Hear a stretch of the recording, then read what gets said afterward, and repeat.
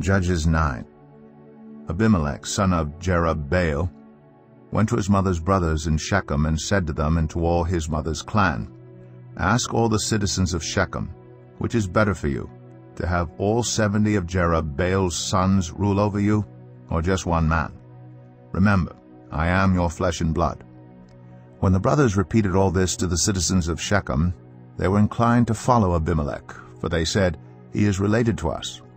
They gave him 70 shekels of silver from the temple of Baal-berith, and Abimelech used it to hire reckless scoundrels who became his followers.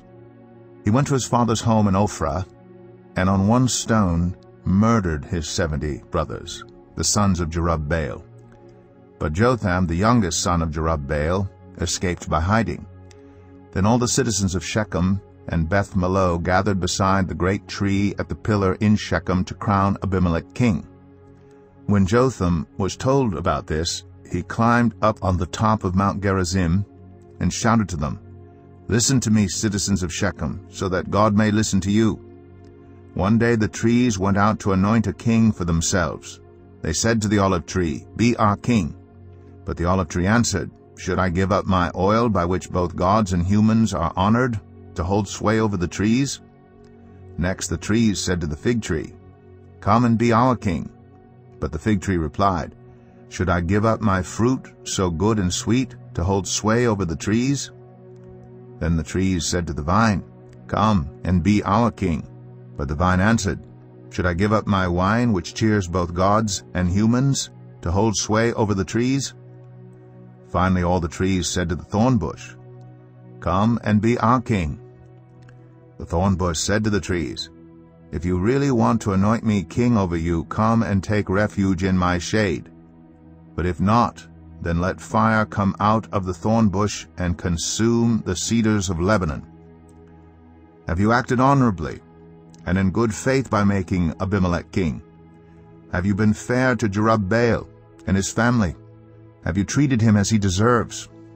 Remember that my father fought for you and risked his life to rescue you from the hand of Midian.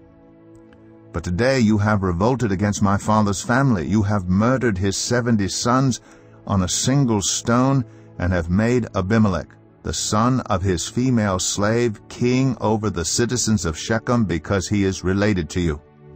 So, have you acted honorably and in good faith toward Jerubbaal and his family today? If you have, may Abimelech be your joy, and may you be his too. But if you have not, let fire come out from Abimelech and consume you, the citizens of Shechem and Beth-Millo, and let fire come out from you, the citizens of Shechem and Beth-Millo, and consume Abimelech. Then Jotham fled, escaping to Beer, and he lived there because he was afraid of his brother Abimelech. After Abimelech had governed Israel 3 years, God stirred up animosity between Abimelech and the citizens of Shechem, so that they acted treacherously against Abimelech. God did this in order that the crime against Jerubbaal's 70 sons, the shedding of their blood, might be avenged on their brother Abimelech and on the citizens of Shechem, who had helped him murder his brothers. In opposition to him, these citizens of Shechem set men on the hilltops to ambush and rob everyone who passed by, and this was reported to Abimelech.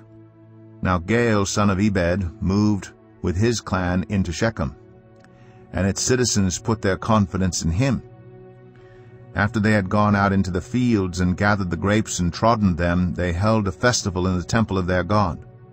While they were eating and drinking, they cursed Abimelech. Then Gaal, son of Ebed, said, Who is Abimelech, and why should we Shechemites be subject to him? Isn't he Jerubbaal's son? And isn't Zebul his deputy? Serve the family of Hamor, Shechem's father. Why should we serve Abimelech? If only this people were under my command, then I would get rid of him. I would say to Abimelech, Call out your whole army. When Zebul, the governor of the city, heard what Gaal, son of Ebed, said, he was very angry. Under cover he sent messengers to Abimelech, saying, Gaal, son of Ebed, and his clan have come to Shechem, and are stirring up the city against you. Now then, during the night you and your men should come and lie in wait in the fields. In the morning at sunrise advance against the city, When Gaal and his men come out against you, seize the opportunity to attack them." So Abimelech and all his troops set out by night and took up concealed positions near Shechem in 4 companies. Now Gaal son of Ebed had gone out and was standing at the entrance of the city gate just as Abimelech and his troops came out from their hiding place. When Gaal saw them, he said to Zebul, "Look, people are coming down from the tops of the mountains." Zebul replied, "You mistake the shadows of the mountains for men." But Gaal spoke up again, "Look, people are coming down from the central hill, and a company is coming from the direction of the diviner's tree." Then Zebul said to him, "Where is your big talk now, you who said, 'Who is Abimelech, that we should be subject to him?' Aren't these the men you ridiculed? Go out and fight them." So Gaal led out the citizens of Shechem and fought Abimelech. Abimelech chased him all the way to the entrance of the gate, and many were killed as they fled. Then Abimelech stayed in Aramah, and Zebul drove Gaal and his clan out of Shechem. The next day the people of Shechem went out to the fields, and this was reported to Abimelech. So he took his men, divided them into 3 companies, and set an ambush in the fields. When he saw the people coming out of the city, he rose to attack them. Abimelech and the companies with him rushed forward to a position at the entrance of the city gate. Then 2 companies attacked those in the fields and struck them down. All that day Abimelech pressed his attack against the city until he had captured it and killed its people. Then he destroyed the city and scattered salt over it. On hearing this, the citizens in the tower of Shechem went into the stronghold of the temple of El-Berith. When Abimelech heard that they had assembled there, he and all his men went up to Mount Zalmon. He took an axe and cut off some branches which he lifted to his shoulders. He ordered the men with him, "Quick, do what you have seen me do." So all the men cut branches and followed Abimelech. They piled them against the stronghold and set it on fire with the people still inside. So all the people in the tower of Shechem, about 1,000 men and women, also died. Next Abimelech went to Thebez and besieged it and captured it. Inside the city, however, was a strong tower to which all the men and women, all the people of the city, had fled. They had locked themselves in and climbed up on the tower roof. Abimelech went to the tower and attacked it. But as he approached the entrance to the tower to set it on fire, a woman dropped an upper millstone on his head and cracked his skull. Hurriedly, he called to his armor-bearer, "Draw your sword and kill me so that they can't say a woman killed him." So his servant ran him through, and he died. When the Israelites saw that Abimelech was dead, they went home.